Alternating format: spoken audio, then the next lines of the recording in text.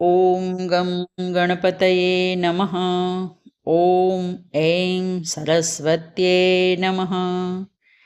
નારદ ભક્તિ સૂત્રમાં આપણે આગળ જોયું કે બધા જ લૌકિક વૈદિક કર્મો તથા પોતાની જાત પણ ઈશ્વરને સમર્પિત કરીને ભક્તએ નિશ્ચિંત બની જવું જોઈએ. પણ ખરેખર આપણે આપણી જાતને પૂછીએ તો ખ્યાલ આવે છે કે આવું સંપૂર્ણ સમર્પણ આપણાથી થતું નથી. આવી નિશ્ચિંતતા આપણામાં આવતી નથી. એનું કારણ છે આપણી અંદર રહેલો કર્તાપણાનો ભાવ. અને જ્યાં સુધી આ કર્તાપણાનો ભાવ ન છૂટે ત્યાં સુધી લૌકિક મર્યાદાઓનું પાલન કરતા રહો એમ કહેતા નારદજી કહે છે, ન તત્સિદ્ધો લોક વ્યવહારો હેય કિંતુ ફલત્યાગસ્તત સાધનમ ચ કાર્યમેવ. તત્સિદ્ધો એટલે ભક્તિ સિદ્ધ થાય ત્યાં સુધી. લોક વ્યવહાર એટલે લોક વ્યવહાર, ન એટલે નહીં, હેય એટલે અવજ્ઞા કરવી, કિંતુ એટલે પરંતુ, ફલત્યાગ એટલે ફળનો ત્યાગ, તત્સાધનમ એટલે ભક્તિના સાધન, ચ એટલે અને, કાર્યમ એટલે કરવા જોઈએ, એવ એટલે જરૂર.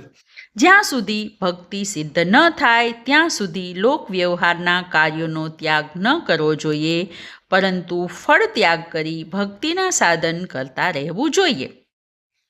અહીં નારદજી સમજાવે છે કે આપણી ભક્તિ જ્યાં સુધી સિદ્ધ ન થાય ત્યાં સુધી સામાન્ય જીવન ચાલુ રાખવું, પરંતુ કામનાઓનો પરિત્યાગ કરવાનો અભ્યાસ અને નિષ્કામ સેવા અને મનોનિગ્રહનો અભ્યાસ ચાલુ રાખવો. ટૂંકમાં લૌકિક વૈદિક કર્મોનો ત્યાગ નહીં, પરંતુ કર્મફળનો ત્યાગ કરવાનો છે. જ્યારે કોઈ વેપારી ગ્રાહક સાથે સોદો કરે છે ત્યારે તે પોતાનો લાભ વિચારે છે, પરંતુ આપણે જ્યારે લોક વ્યવહારના કાર્યો કરીએ ત્યારે એ નથી વિચારતા કે આમ કરવાથી મારી શ્રદ્ધા, ભક્તિ અને વૈરાગ્ય દ્રઢ થશે કે નહીં. જો આપણો લોક વ્યવહાર આ વસ્તુઓ આપે તો આપણે લાભમાં છીએ, અને જો એ સંશય, મોહ, ક્રોધ, ઘૃણા આપે તો એ લોક વ્યવહારથી આપણને નુકસાન થાય છે. એટલે એમ કહી શકાય કે આ લોક વ્યવહાર ત્યાગવા યોગ્ય નહીં, બલકે લોક વ્યવહાર કરતાં કેવી રીતે રહેવું, શું સાંભળવું અને શું ન સાંભળવું એ બતાવવા નારદજી 63મા સૂત્રમાં કહે છે, સ્ત્રી ધન નાસ્તિક વૈરિચરિત્રમ ન શ્રવણીયમ. સ્ત્રી ધન નાસ્તિક વૈરી ચરિત્રમ એટલે સ્ત્રી, ધન, નાસ્તિક અને વૈરીનું ચરિત્ર, ન એટલે નહીં, શ્રવણીયમ એટલે સાંભળવું જોઈએ. એટલે કે સ્ત્રી, ધન, નાસ્તિક અને વૈરીનું વર્ણન સાંભળવું જોઈએ નહીં. અહીં સ્ત્રીનું ચરિત્ર ન સાંભળવાનો અર્થ છે સ્ત્રીનું કામવર્ધક ચરિત્ર ન સાંભળવું, અને બહેનોએ પુરુષનું કામવર્ધક ચરિત્ર ન સાંભળવું. બાકી શબરી, પાર્વતી, દેવહૂતિ, અનસૂયા જેવી સ્ત્રીઓના ચરિત્રો તો આપણા જીવનને મંગલતા પ્રદાન કરે છે. વળી ધન એટલે લોભનું ચરિત્ર. ધનની વાતો, લોભની વાતો આપણને ભોગવિલાસ તરફ આકર્ષે છે, એટલે તેનાથી દૂર રહેવા માટે ધનચરિત શ્રવણ ન કરવાનું અહીં કહ્યું છે.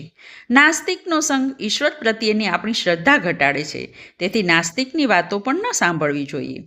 વૈરીનું ચરિત્ર આપણી અંદર ક્રોધ અને દ્વેષ ઉત્પન્ન કરે છે, તેથી વૈરીના ચરિત્રને સાંભળવાનો પણ ત્યાગ કરવો જોઈએ.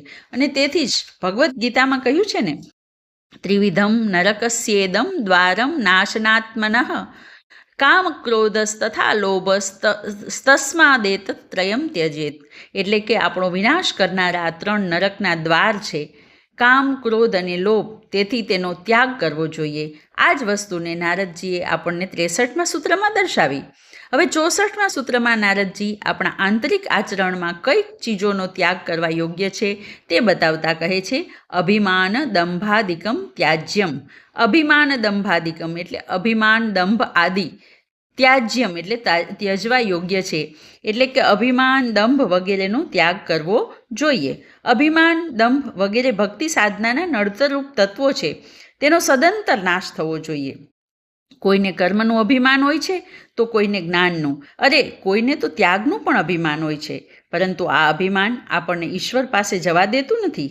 એવી જ રીતે દંભ એટલે કે જે નથી તે બતાવવાનો પ્રયત્ન કરવો. તેથી કેટલાક પોતાની જાતને જ્ઞાની કે યોગી બતાવવાનો દંભ કરતા હોય છે.